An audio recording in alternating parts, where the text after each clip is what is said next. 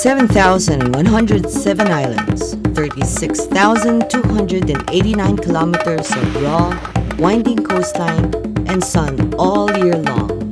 This is the Philippines.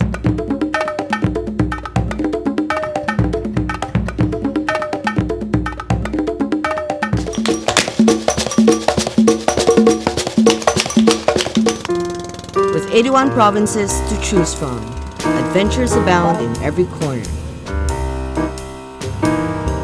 A few hours north of the capital Manila, a jewel of a province is found alongside the gulf fronting the South China Sea, Pangasinan.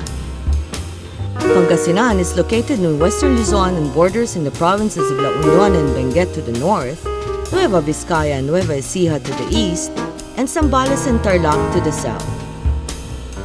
With 4 cities and 44 townships, the province is bursting with flavor. Pangasinan literally means a place where salt is made. Filled with postcard-perfect attractions, it's no wonder they call it 100 Islands and 100 Flavors.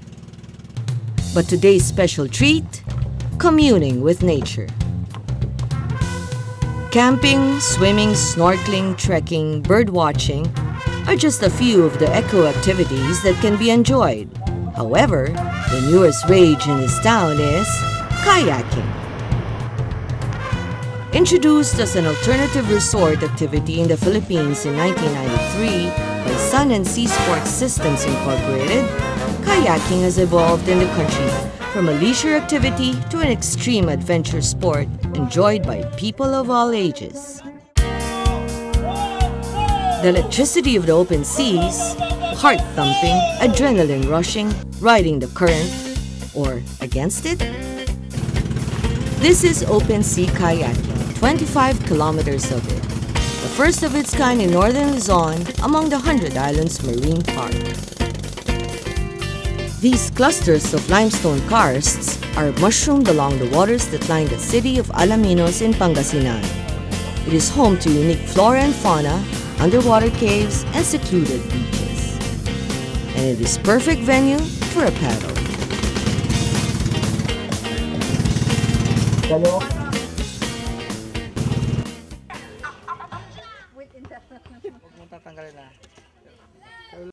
There are a few ways to reach this wondrous part of the city where rustic isles meet coastal villages.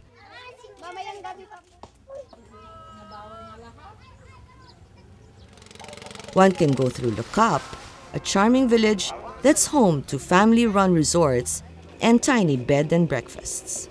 Or you can jump off Bolo Beach, a quaint community in the village of Pandan. There are few places to sleep here, but staying with a local in a village nipa hut or a tent on the beach is the best experience yet. Since 1993, Sun and Sea Sports Systems introduced kayaking and started the Philippine Kayaking Series in 1997. After a hiatus of 8 years, the group is back with a bang. In November 29, 2008, the series was relaunched the Round Taal Volcano Island Kayak Regatta. Due to its success, additional events were added. Today, it is here, among the 123 islets of the 100 Islands. Bolo Beach is the chosen venue for the group's 2-day event, which consists of a 25-kilometer race, a 5-kilometer novice race, a kayak clinic, and eco-touring. User-friendly and eco-friendly, kayaking is the finest sport and leisure activity to explore the islands, beaches, and coastal areas in Pangasinan. It is extremely popular in other countries due to its sustainable nature and because it is one of the easier sports to learn. The Philippines is now becoming one of the fast-growing kayak centers around Asia. For the 100 Islands where fragile corals and rich marine life are in danger of being destroyed, exploring the hidden gems via kayak lessens the threat to these delicate ecosystems. It is also an alternative source of livelihood for the locals. A place can be explored with a minimum amount of human footprint. Nothing is lost, wasted, or depleted. A 25-kilometer tandem race. At first, one must register and figure out his number. Crisscrossing through Children's Island, Governor's Island, Quezon Island, and a few little-known islands in between, kayakers scull through the Gulf like seasoned pros. Endurance is the name of the game. The community paints the beach with their laughter and cheer as they linger along waiting for the kayakers. In 3 hours and 10 seconds, the first team lands on Bolo Beach shores. Broken oar, blistered hands, and very tired, these men are ecstatic as they reach the finish line. Two Pangasinense from none other than Bolo Beach are first place, Edgar Eleccion and Edgar Bolinao. This is the first time they used a kayak, but they do have quite an advantage as they fish for a living on the local paddle boat. This race is not only for avid paddlers, but also for other athletes who would like to cross-train. Board sailors, mountaineers, triathletes, and bikers will find this an excellent alternative sport. Second place from Anilao, Batangas, windsurfers Herman Paz and Reneric Moreno. Third place are brothers Efren and Dennis Donato from Alaminos City. Before groups are led to sea, kayak clinics are held by none other than Val Camara, a kayaker extraordinaire, to educate and remind the proper use of the kayak, safety issues, and environmental concerns. Good afternoon, ladies and gentle people. I am your kayak instructor. For novices, clinics are a must. A 5-kilometer race is open to anyone who is willing to try, at any gender or any age. 9-year-old Emil Manansala, with his father, drove all the way from Benguet to experience the rush of kayaking. Athletes from Manila also joined. Although a shorter route, skill and teamwork are tested. Because of its proximity to the South China Sea, areas of the Gulf have water currents that differ from island to island. And of course, the tropical terrain will always bring the most peculiar weather patterns. In the end, everyone succeeds, and the entire community is on cloud nine. Winners in this novice race all hail from Pangasinan. Anacito Cabadril and Roderick Olero of Bani, closely inching their way to second place, is Lookup's very own Federico Mabalot and Leodico Carambas. And from historic Bolinao arrived Darwin Nomel and Eli Ramos at 44 minutes and 7 seconds. Along with the Filipino-style luau or fiesta, awards are presented after the day's races. Ako po'y lubos na nagpapasalamat na bigyan po ng pansin ang Bolo Beach at may pakita ang kagandahan ng 100 Islands. Rains throughout the day did not dampen the spirits of the community as locals and kayak enthusiasts stayed on. Free resort stays, airline tickets, and kayaks are given as prizes to the winning teams. Posing with their prizes, the winners are in kayak paradise. Another adventure awaits the last day of the 100 Islands Kayak Series. More guests arrive from all over the country to join the eco-touring. The eco-tours are guided by HAITA, the 100 Islands Ecotourism Association. Locals join in the fun, along with the Philippine Red Cross. A trek to Camantiles Island, the first island of the 100 Islands Marine Park, is the first stop. Passing through village interiors, fish ponds, rugged terrain, and white sand, the guides encourage guests to pick up debris along the way. We asked the LGU for a kayak campsite inside the park so that we could have an ecotourism model. This is Camantiles Island. We're on the southern side of 100 Islands. 100 Islands is something that would have to be passed on from one generation to the other. Kayakers finally meet with their kayaks. Some came prepared with their own. Those who have been paired off.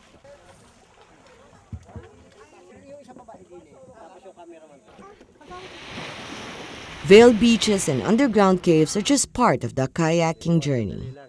This particular sojourn includes a visiting storm. kayakers are ecstatic as this adds another chapter to their newfound adventure. An intense drama unfolds as the clouds roar with thunder. The rainbow-colored kayaks glide on till the team reaches a lagoon on Shell Beach. We paddle as a pack, no? The ones at the back has to catch up. You must paddle like a pod. That's the safest way. You should stick together. Bonding with love. That is good. 3 couples, I think. Visitors recount their experiences with kayaking. During lunchtime conversation, somebody mentioned kayaking.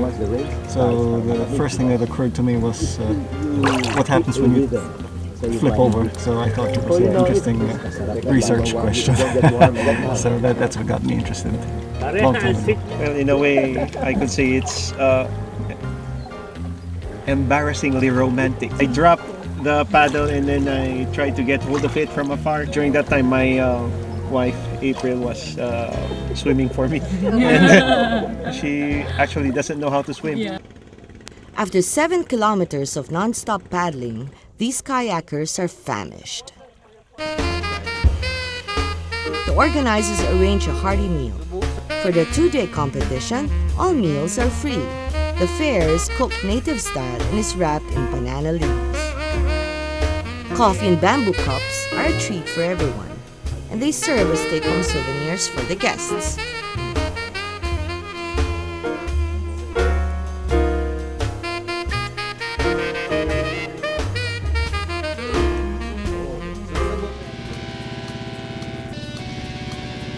As the event reaches its end, the kayaking adventure has brought not only visitors to this quiet fishing village, but has sparked a flame within the local community.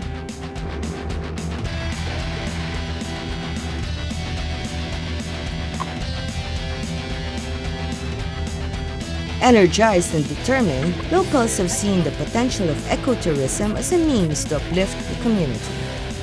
Because of this, the community fully immersed itself in the project.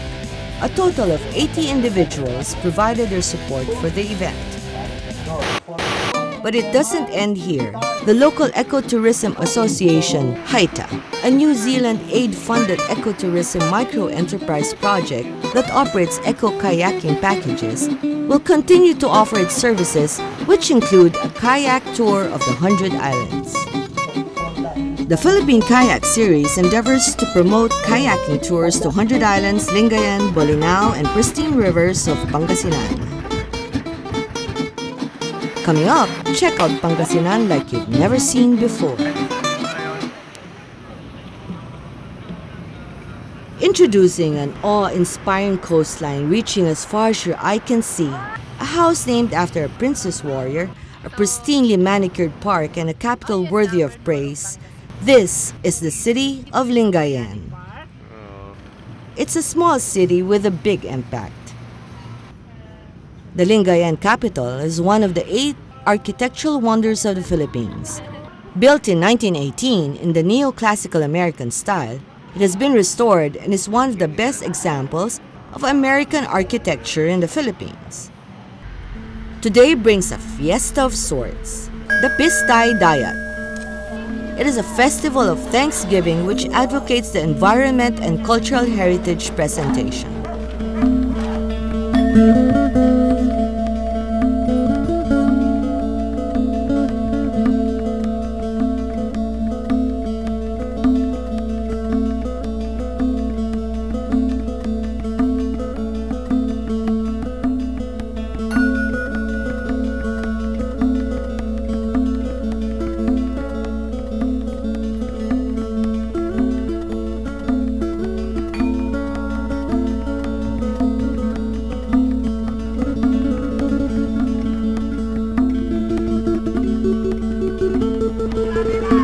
And what a heritage it is.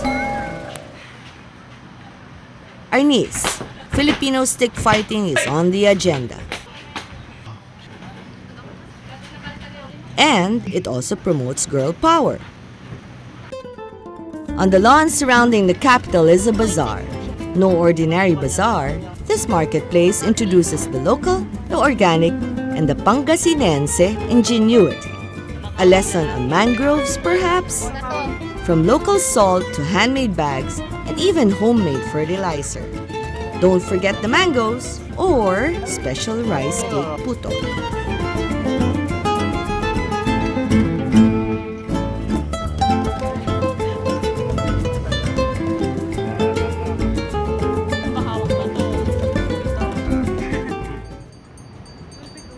But what really captures the heart and soul of every visitor passing through?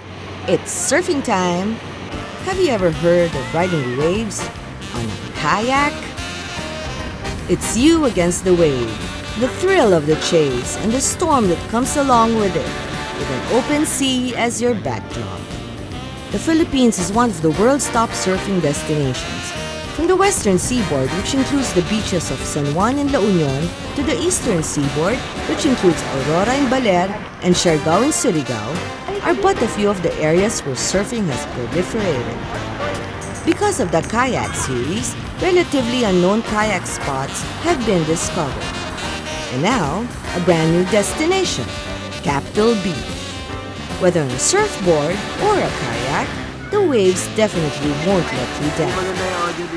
Either in tandem or single, kayak surfing is one thrilling ride. Much like a surfboard, the kayaker paddles out to sea. Then, the 180, and he then follows the surf. Or not. So how was it? It was fun, real fun. It was very tiring. Capsizing is okay, that's fun. It's trying to get out. That's the main problem. It saps all your strength. You can build the rush maybe 100 meters from here. Lalo na pag palabas ka, hirap nung surf actually. Ganun. Mas exciting mo sa pabalik ka na kasi yung like, push ka. Exhilarating, gut-wrenching, and plain old fun, this beach is a marvelous treat for anyone willing to try something old with a new twist. Resorts in the Lingayen coastline are not short of adventure sports such as kayak surfing. One resort, the El Puerto Marina, is exceptionally welcoming with dozens of activities to choose from.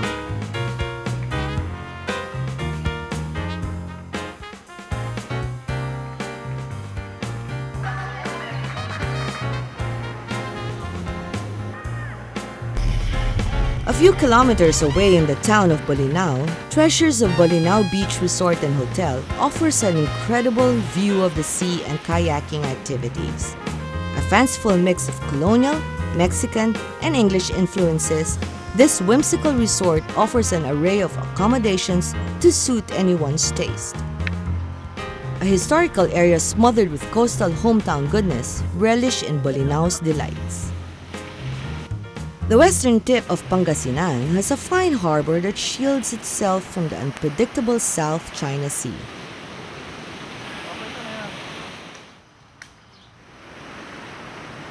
Yet, the waves still crash against the limestone rocks like clockwork, creating a perfect scene of foaming emerald waves that fringe the coast.